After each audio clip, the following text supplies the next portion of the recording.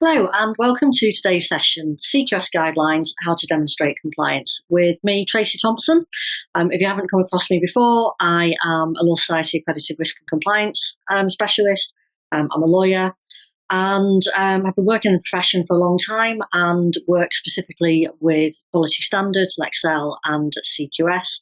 I'm an Lexel consultant, a Lexel assessor, and was formally appointed as the lead assessor for CQS.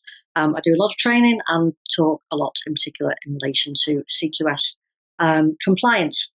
And one of the things that I notice when I'm working with practices up and down the country, wearing whatever hat, is often the compliance with CQS tends to be focused on the core practice management standard in isolation, and there is often a kind of a sweeping thought in relation to overall CQS compliance, which is actually far wider.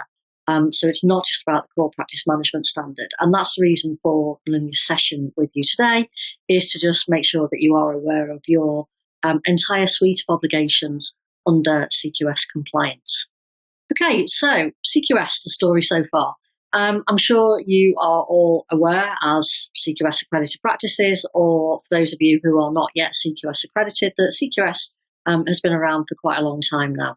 So the standard was developed by the Law Society back in 2010 and very quickly became the go-to standard for residential conveyancing practices, largely because of the lenders subsequently stipulating that CQS was a requirement to be allowed to go on their lender panels.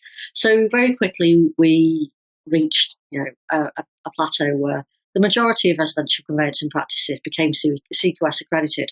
And what, of course, that led to is then a kind of watering down of the credibility of the standard, particularly as there was no on-site assessments. There was very little verification with what ended up being 3,500 practices.